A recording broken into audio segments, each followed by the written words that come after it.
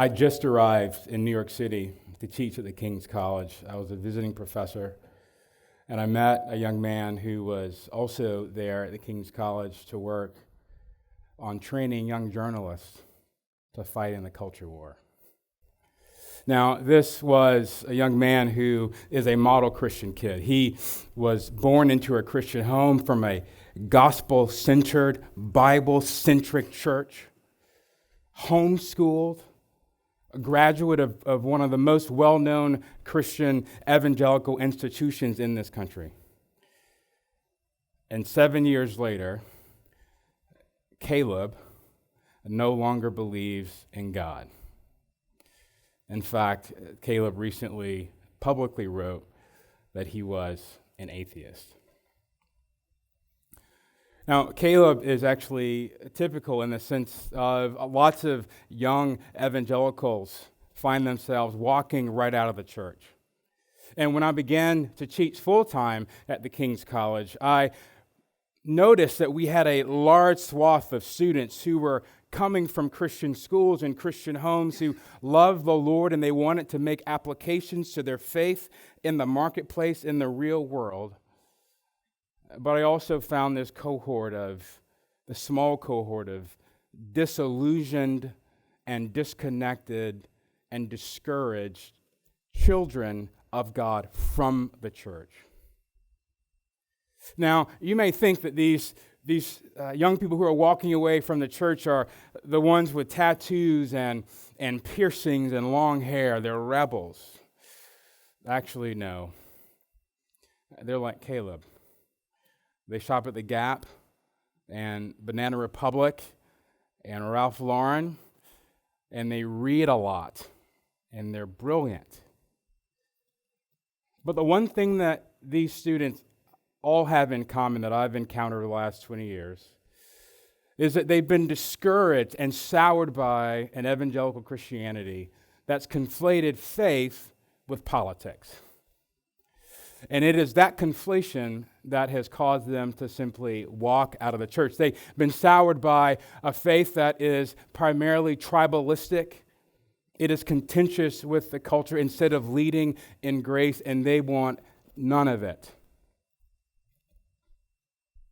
You remember Jesus' fantastic teaching that we are to love the Lord our God with all of our hearts, mind, soul, and strength, and we are to love our neighbors as ourselves. And then Jesus says, all the law and the prophets hang on these two things. So, what's happened? Well, there has been this discussion, and many of you know this, right? We've been discussing, who is my neighbor? But there's actually a question that's a prior question to that, and that question is simply this: what is a person? And it's actually the history of a Christian principle called personalism that sought to answer that question. Personalism emerged after World War I in France. Its chief proponent was a man by the name of Emmanuel Mounier. And this churchman was discouraged by the ways in which human persons were considered as simply means of political and economic ends after World War I and within the context of the Industrial Revolution. Mounier and others were concerned that human persons were simply seen as cogs and not ends in and of themselves. And personalism helps us understand that because men and women are made in the image and likeness of God, they matter. And as we think about society, we are to keep people in the center because they are created free and creative. And the goal was actually to take free and creative people and to unite them with other free and creative people so that they could form institutions and structures that allowed other people who were made in God's image to thrive. So personalism is driven by this central question: what moral and economic and political and social and psychological and spiritual context are best suited for men and women who are made in God's image to thrive and be the people that God has created them to be. I'll give you an example of how this is working out in Cleveland, Ohio. You know, for many of us, when we think about vocation, when we think about our careers, we often think about meeting our own needs, the needs of our families. But Brandon Kwiatkowski, who opened a restaurant in Cleveland, had something different in mind. See, Brandon was what he calls himself a reckless teenager, and he was arrested. And instead of getting the 10 years that he deserved, a judge showed him grace and compassion and put him on parole.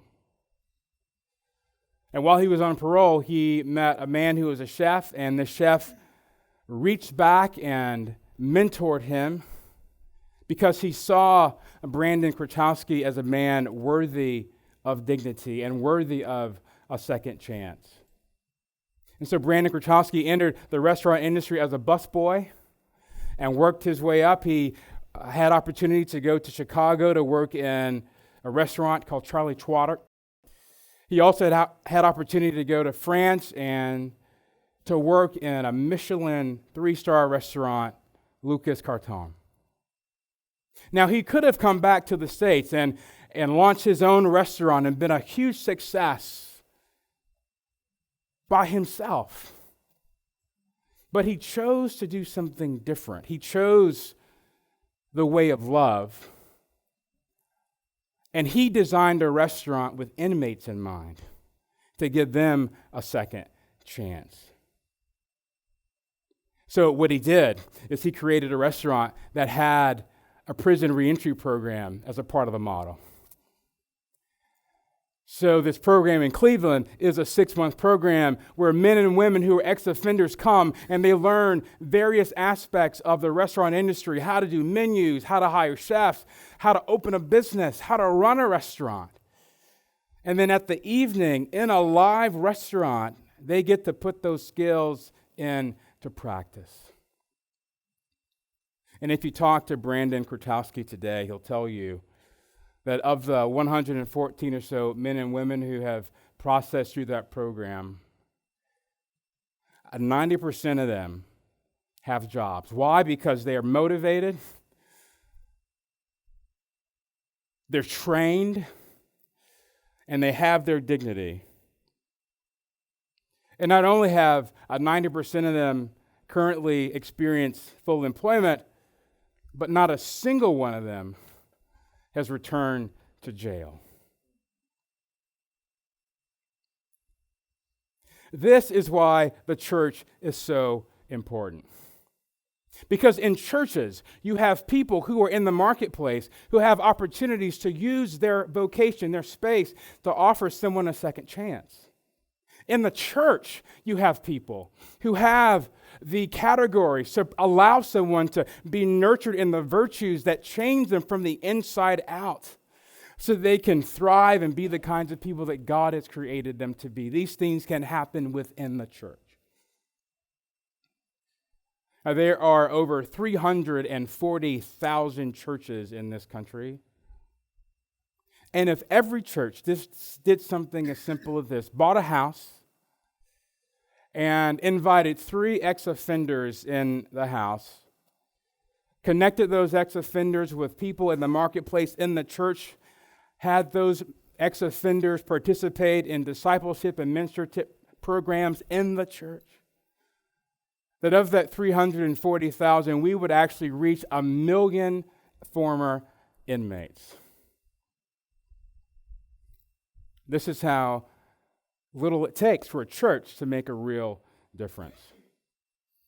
So as pastors and teachers and parents, what are you doing to help the people that we raise in the church, that you raise in your homes, to see that the marketplace is a place that when it's driven by love can allow people to live in the way in which God intended them to live?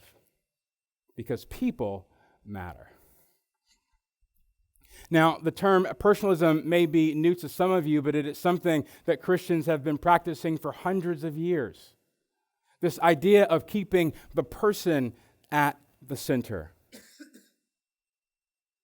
The year is 1759, and the city is Dublin, Ireland. And the son of a blue-collar brewer had this wonderful dream that he would one day not just simply be the son of a blue-collar brewer, but he would one day have his own brewery, his own business. And this young man, Arthur, actually had an opportunity to do so. He found an abandoned brewery. He was given opportunity to buy it for pennies on a dollar. And as the business grew, Arthur changed the way business was practiced in Dublin, Ireland.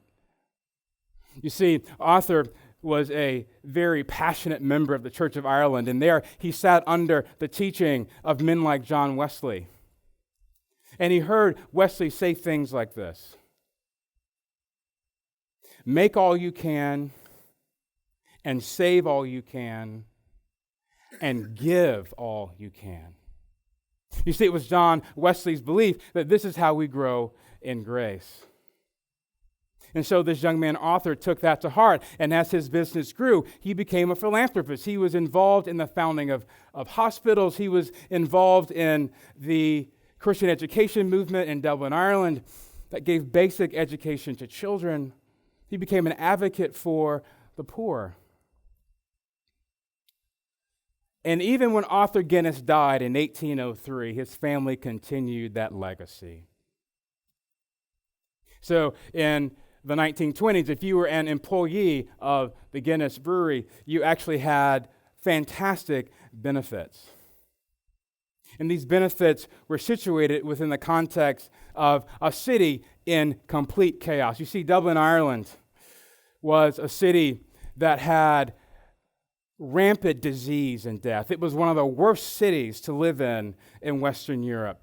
Smallpox and measles and dysentery and typhoid and tuberculosis ran rampant. In fact, the water wasn't even clean to drink. So for many people that had two options: they either had to drink dirty water and get sick, or drink whiskey. And so if you study the history of Guinness, it was a health campaign, that it was an alternative to be hydrated. In the book by Stephen Mansfield, The Search for God in Guinness, he tells a story of some of the benefits that employees had if you were a worker for the Guinness family. It was almost like being a member of the Princeton Club in New York City. There were education benefits. There were funeral benefits. There were reading rooms. There were massage opportunities. You could be tutored in several different subjects. They had food subsidy programs. The employees were paid 10% more than any of the other employees in the area. And wait, there's more. At the end of the day, every employee was offered 2 free pints of Guinness. Now, why did the Guinness family do that?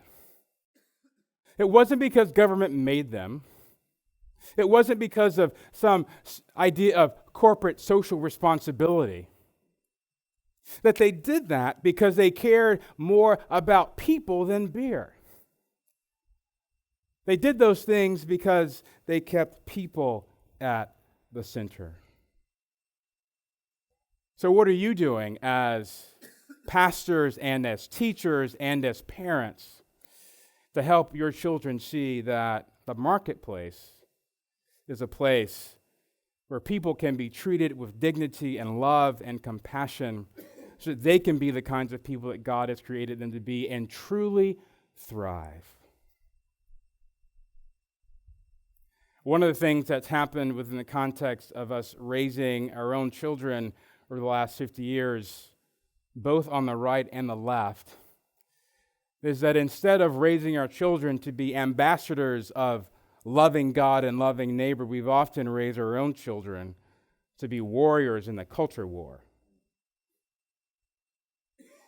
A culture war, in fact, that Jesus Christ actually won in its finality at the resurrection.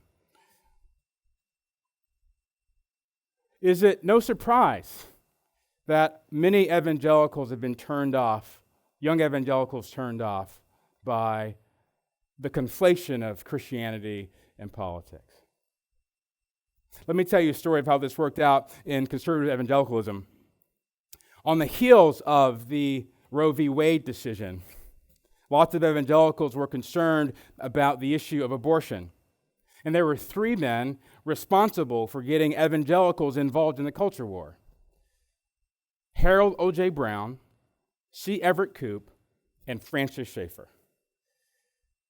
Harold O.J. Brown and C. Everett Koop founded the Christian Action Council. It was the very first major evangelical political action institution on Capitol Hill.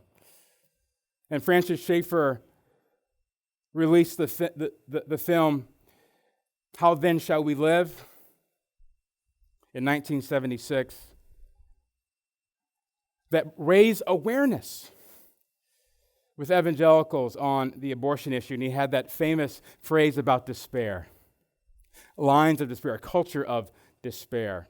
And C. Everett Koop and Harold O.J. Brown and Francis Schaeffer got together and formed what was the initial steps of the culture war, and the rest is history.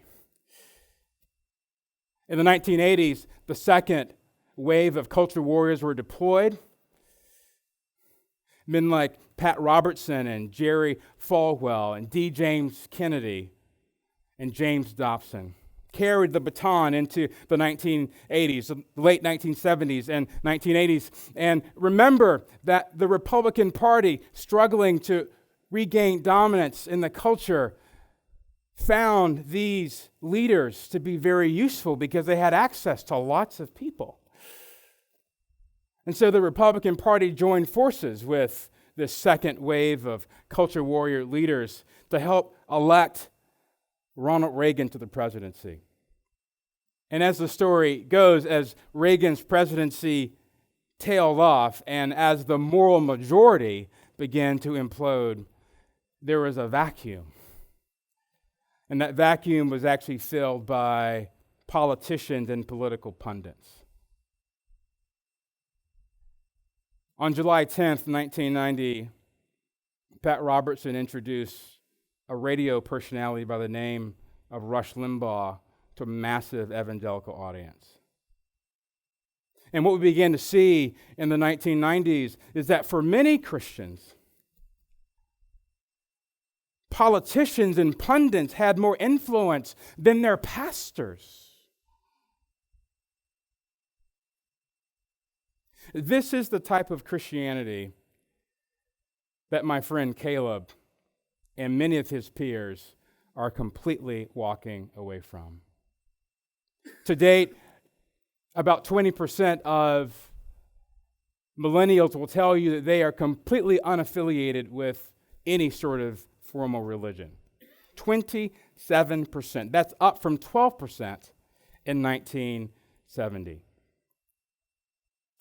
If you talk to young evangelicals today, they'll tell you, according to a recent Barna study, that over 50% of them believe that their faith is too involved in politics. So then it's no surprise that many of them are walking away from their faith. They're disillusioned, they're disconnected, and they're completely discouraged. But the story of Christianity, as you know, is not over in this country by any stretch of the imagination. But here's the question. What are we going to do to teach our children that following Christ is about loving God and loving neighbor? If there's one thing I want to leave you with, I can promise you this, as someone who's been teaching young people now for over 20 years. If we do not begin to teach our children that love is what characterizes our faith, not politics. I can promise you that the next Caleb will be your son. He will come from your church. He will come from your Christian school. He will graduate from your Christian college and even your seminary if we don't get this right. And it is a tradition of Christian personalism that can help us get there. Thank you very much.